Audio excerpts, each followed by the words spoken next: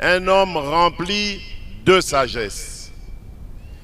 Et mon vœu le plus ardent, c'est que toutes ces valeurs profitent à notre province en particulier, mais également à tout notre pays.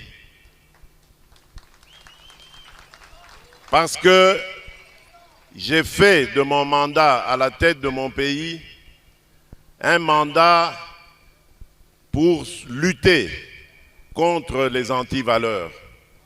Et je sais que nous avons eu à plusieurs reprises l'occasion d'en parler, vous et moi.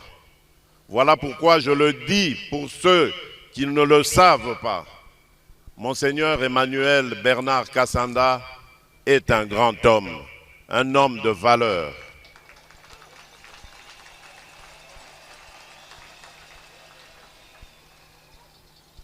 Je compte sur vous, comme je le disais, parce que je rêve d'un Congo meilleur. Depuis que je suis arrivé à la tête de ce pays, je me suis rendu compte de l'immensité du gouffre dans lequel ce pays se trouvait. Et je dois m'appuyer sur des hommes et des femmes de valeur, des hommes tels que vous, pour réussir ma mission. Permettez-moi également, Monseigneur, de remercier et de rendre hommage à Monseigneur Marcel Outembi, ici présent, pour son discours et ses mots aimables et encourageants à mon endroit et à l'endroit de l'État congolais. Oui, Monseigneur Marcel, je crois aussi que l'État et l'Église, particulièrement l'Église catholique, ont l'obligation, je dis bien l'obligation et le devoir de collaborer, de marcher ensemble.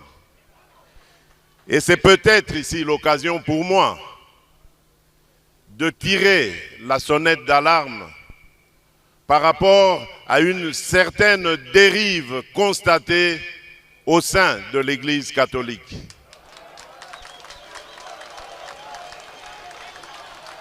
Une dérive que je qualifierais de dangereuse, surtout en cette année électorale. L'Église doit être au milieu des villages. Ici, je serais tenté de dire, l'Église doit être au milieu des Congolais. Elle doit prêcher l'amour, l'unité et l'égalité. L'Église doit accompagner toutes les filles et tous les fils de la République qui sont en politique de la même manière, sans distinction aucune. Car il y va de la stabilité de notre cher pays. Et je sais que vous, Monseigneur Outembi, que vous, Monseigneur Kassanda, vous comprenez cela de la plus belle manière. Mais il se fait que parmi vous, il y a malheureusement quelques personnes qui ont pris une tendance dangereuse qui risquerait de diviser notre nation.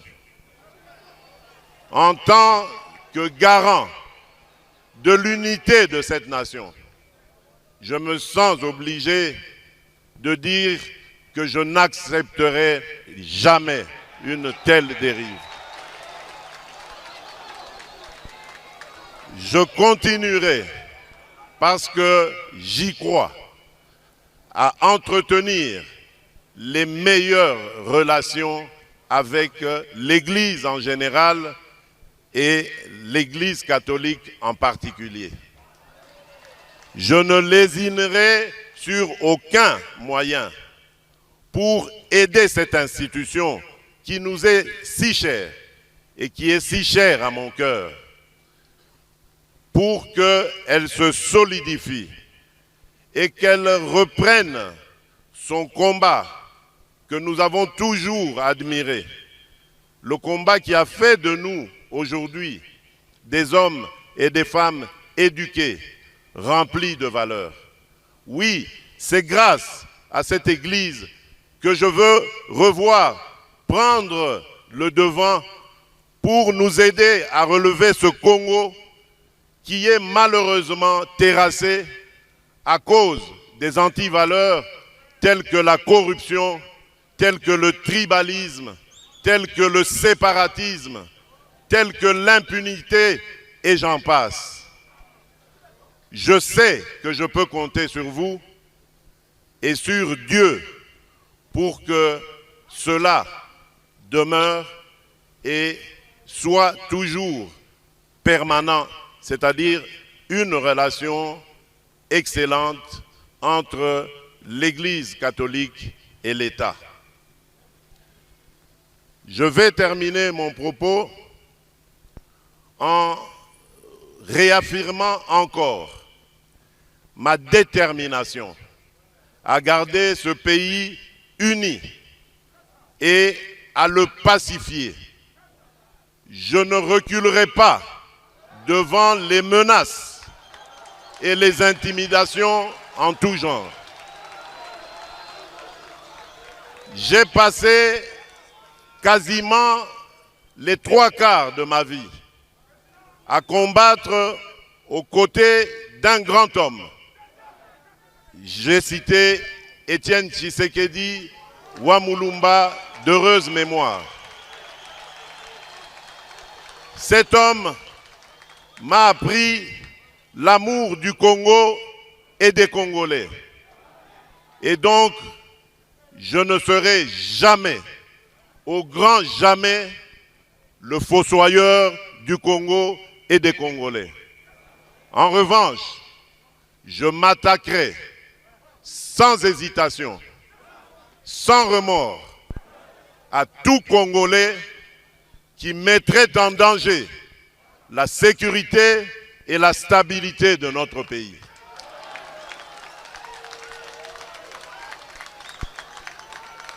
Peu importe ce qu'on en dira, violation des droits de l'homme, privation de liberté, je n'en démordrai pas.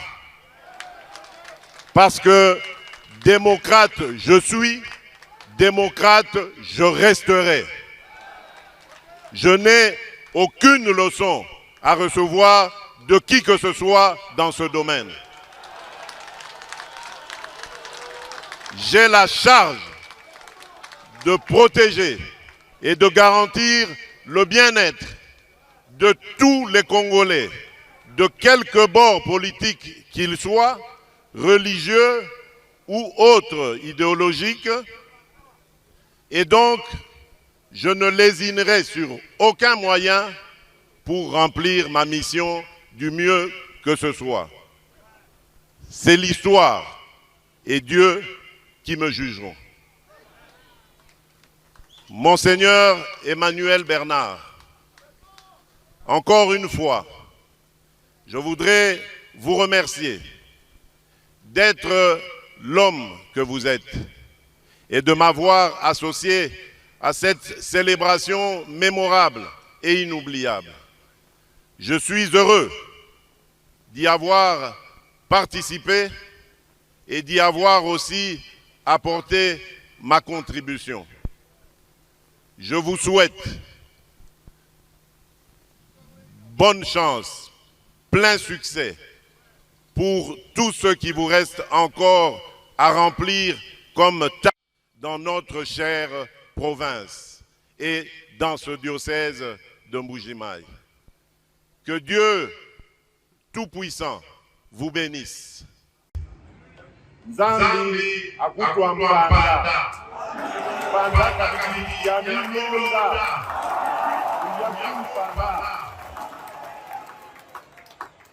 que Dieu bénisse la République démocratique du Congo. Je vous remercie.